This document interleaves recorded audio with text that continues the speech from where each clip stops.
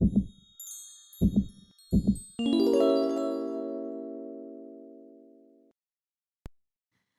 Irish Cinderlad by Shirley Climo, illustrated by Loretta Kropinski. In Ireland in the old times there lived a lad named Becan. His mother gave him this name the day he was born, for Becan is Irish for little one. It's fitting, said she, for such a wee thing. His mother loved him all the same, and carried Becan about in her egg basket for safekeeping. Whenever he opened his mouth, she spooned milk porridge into it, and Becan began to grow. Red hair flamed on his head. His skinny legs got rounder, and his tiny feet got longer until his toes poked out of the basket. Although the rest of him stayed small, his feet kept on growing. By the time Becan was 13 years old, they were so large he'd splash a puddle dry just by stepping in it. Still, Becan's worries were few enough until his mother died. His father was a peddler and often away, selling needles and pins and bringing back whatever was needed. To Becan's astonishment, one evening he came home with a new wife and her 3 nearly grown daughters. "Now you've a mam again and 3 big sisters besides to watch out for you," his father explained. Watch they did. All 3 sisters spied on him, and if anything went amiss, they shrieked, "Blame little Bigfoot!" for that is what they called him. "We'd be better off without that good-for-nothing boy," said their mother. At last she told Becan, "Your big feet are always in the way. It's time you went off to fend the cows." "Cows are fine company," Becan replied, "but I've heard talk of a mean speckled bull. A kick from him can send a man sailing over the rainbow." "Stop fretting," snapped his stepmother. "Not even a cow could mistake you for a man." So Becan became a herd boy. Each day at sunup he led his father's 3 cows up the hill to graze on purple clover. At sundown he brought them home again. In between he sat under an oak tree and kept a sharp eye out for the speckled bull. One misty morning, Becan heard a bellow louder than a thunderclap. Rocks rattled down the hill, cows galloped about in circles, and Becan scampered up the oak tree. When he dared to look, it was right into the angry eyes of an enormous bull. The creature's face was white, but splashed with rusty red like the freckles on Becan's nose. The hooves were big and broad like Becan's feet. He twitched his long tail and pawed the ground, ready to knock down the tree, and the boy with it. Quickly, Becan stretched out his hand and scratched him behind the ear, in the place that cows like best. "We could be cousins, you and I," said Becan, jumping down, "for we look to be patched together from the same odds and ends." The bull lowered his head with the wicked curved horns, but instead of tossing Becan, he nuzzled his cheek. From that moment, the bull and the boy were fast friends. Becan told of his troubles while the speckled bull listened, chewing thoughtfully. "The sisters tattle," said Becan one day. "The stepmother scolds. I'm fed only scraps and will soon shrink down to nothing." "Not while I'm about," rumbled the bull. "Look into my left ear and pull out what you find there." Becan wasn't surprised to hear the bull talk, for he had begun to suspect that his friend was no ordinary animal. Seeing something white poking from the animal's ear, Becan tugged on it. Out came a tablecloth, and wrapped inside it was a whole meal. There was bread and cheese and sausage. There were boiled turnips, a partridge pie, and oaten cakes, sticky with honey. "Eat what you will," said the speckled bull. Becan ate every crumb and licked his fingers clean. Then he rolled up the cloth and tucked it back into the bull's ear. Each day thereafter, Becan had a noontime meal fit for a chieftain. Each evening he turned on the crust of bread his stepmother set out for his supper. "That boy's filling his stomach some way," the woman told her oldest daughter.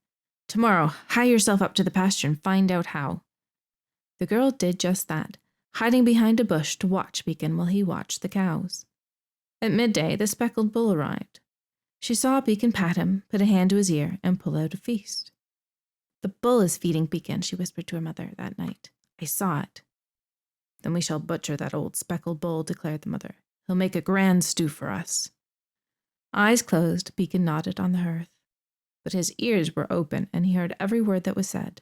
At the first light of day, he ran to warn his friend. The bull snorted. "I'll not end up in a soup pot. Get on my back, lad, and we'll soon be gone from here." With Becan holding tight to his horns, the bull trotted up the hill, over a steep mountain, and through a wood of beech trees. In a meadow many days from home, the bull stopped. "Here we bid good-bye," he said, "for it is here that the grey bull and I must fight." "No!" Becan threw his arms around the bull's neck. The grey bull shall kill me, for my fate has been foretold. When I am dead, you are to twist off my tail." Beacon stared at him in horror. "Never!" "Wear my tail as a belt. Use it when you need my help the most." The bull nudged Beacon gently. "Do as I say." Early the next morning, a bull, grey as the sky overhead, came charging through the trees. The two bulls locked horns and fought throughout the rainy day. When evening came, the grey bull had disappeared, and the speckled bull lay dead. Beacon sat beside his friend all night. At dawn, remembering the bull's words, he cautiously twisted his tail. It spun around in a full circle and came off at once. Beacon wrapped the tail twice about his waist, and then, for the last time, reached into the animal's ear. He pulled out the tablecloth, now bare of food and fresh as new, and carefully covered the bull. "Slán," he whispered, which is the Irish word for goodbye. Alone, Beacon continued his journey, walking down a rocky ridge and into a valley. The stones cut his bare feet, and he was grateful when a gentleman on horseback offered him a ride. "Where are you bound, lad?" the man asked. Beacon shrugged. "I'm going anywhere at all." "You could come along with me," the gentleman suggested. "I am in want of a cowherd." "Herding is what I do best," answered Beacon. "I have this horse, 4 cows, 3 sheep, and a donkey, and all of them good-natured. What's bad-tempered is on the other side of my wall. An ark." "A giant!" Beacon exclaimed. "I'd like to see one." "Take warning," the gentleman waggled his finger. "My last herd boy, a lad far bigger and stronger than you." Although he knew quite well what was meant, Beacon said at once, "I'll have the job anyway, if it please you." Beacon became a herder again, sleeping in a cowshed by night and taking the horse, the cows, the sheep, and the donkey out to graze by day. When they had chomped and chewed up everything in the gentleman's field, Beacon climbed the stone wall to see what grew on the other side. Before him spread acres of grassy meadows and orchards of apple trees bowed with fruit. Beacon knocked some stones from the wall until it was low enough for the animals to step over. "Help yourselves," he told them. "That ark has so much he won't mind sharing." Then Beacon climbed a tree to pick an apple for himself. "Got you!" a voice bellowed. A sword slashed through the tree, chopping limbs into kindling and sending Beacon tumbling to the ground. "Hardly a bite on your bones." A huge and hideous giant poked Beacon with the sword. "But a bite is better than nothing." Beacon's teeth began to chatter. The rest of him was too frightened to move. Then he remembered the speckled bull's last words. He pulled off his belt and flung it at the giant. As if it were alive, the bull's tail coiled like a snake about the giant's neck. The giant dropped his sword. "Call it off," he croaked. "Not ever," vowed Beacon. "Not—" His eyes fell on the giant's shiny, buckled boots. "Until you give me those boots." The giant glared at Beacon, but he kicked off his boots. "Now be gone and never come back," Beacon commanded. He climbed up on the donkey, caught hold of the bull's tail, and yanked it like a bell pull. "Promise?" The giant's face turned purple. "Promise," he puffed. As soon as Beacon let go, the belt unwound. With a fearsome howl, the ark bounded over the wall and disappeared. Beacon buckled on the giant's huge boots. "Just my size," he said. Then, waving the sword, he led the herd home. Some time later, the gentleman told Beacon, "Stay home with the cows today. There's trouble coming to the town of Kinsale." "Trouble?" asked Beacon. "'Tis the day of the dragon," his master shuddered. "Every 7 years that wicked lizard rises from the ocean and swallows the fairest maiden in the land." "And what if she does not care for that?" Beacon asked. "Oh, she has no choice, for she'll be bound to a post. If she's not there, the dragon will blow the sea onto the land, wash away the village, and drown all the people." "That is trouble indeed," cried Beacon. "This year the lass is Princess Fionnuala, the king's own daughter." He squinted at Beacon. "Don't you be thinking of going. The crowd might crush one as small as you." Going was just what Beacon had in mind. While his master slept, Beacon put on the giant's boots and thrust the sword into his bull-tail belt. Then he scrambled up on the donkey and rode off to Kinsale. Beacon spied the king's castle first, for it was perched high on a headland above the blue-green sea. As he trotted down the hillside into town, Beacon saw carts crowding the shore and a girl tied to a post at the water's edge. A band of gold circled her shiny black hair, and Beacon knew she was Princess Fionnuala. The scene was strangely silent. Only the voice of the princess was heard over the splash of the waves. "Will no one help me?" she pleaded. People looked away from her. Some hung their heads, but none moved. "I shall," cried Becan, sliding from the donkey. "Let me sharpen my sword on that dragon. I'll—" "Look behind you!" the princess screamed. Becan wheeled about. The sea was bubbling as if coming to a boil, and suddenly a monstrous dragon burst from the water. Flames flashed from its mouth, and its barbed tail churned the waves to a froth. Scales plated its body like armor, and the nails on its toes were sharper than daggers. Becan raised the giant sword with trembling hands. "Beware, serpent!" he shouted, and the battle began. "Oh!" moaned the crowd as the dragon almost caught Becan in its claws. "Bravo!" cried the princess as Becan's sword drew blood. But the creature acted as if the strikes from the sword were pinpricks. By afternoon, Becan was so tired he could hardly lift the blade. Grasping his belt instead, he hurled it at the dragon.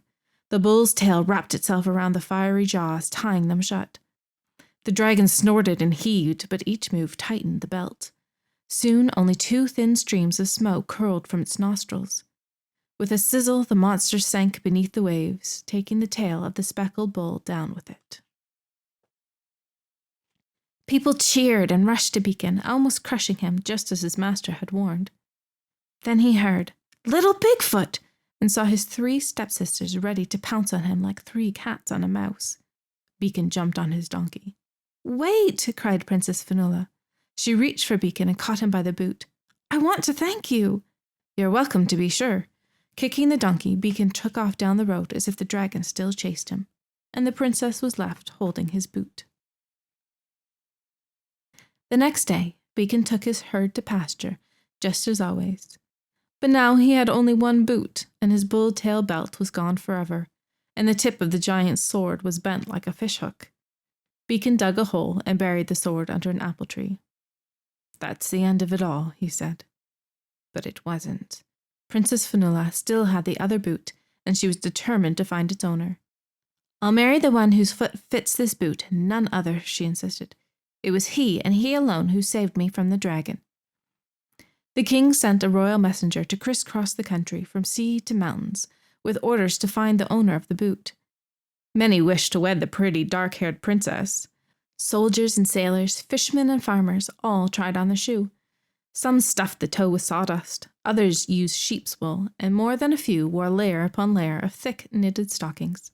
Still, the boot was too big for any of them. "'Tis giant-sized," they grumbled.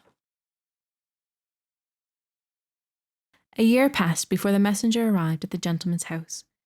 When Becan's master slipped on the boot, it slipped right off again. "Let the lad have a go at it," he said. "A cowherd?" The messenger winked at the gentleman, but he handed the boot to Becan. "Why not?" Of course, the boot fit Becan as snug as his own skin. He kicked up his heel, grinned at his master, and said to the astonished messenger, "I've the mate to it in the cowshed." Soon enough, Becan was on his way to Kinsale again, wearing both boots, and astride the gentleman's fine horse. "How grand!" cried the princess when he arrived at the castle. "We are just the same height, sir, so I know we'll see eye to eye on everything." He grinned at her. "You can call me Becan," he said, "for that's what my mother named me." "You shall be Prince Becan," said Princess Fionnuala. She hugged him, and the lad blushed as red as the hair on his head.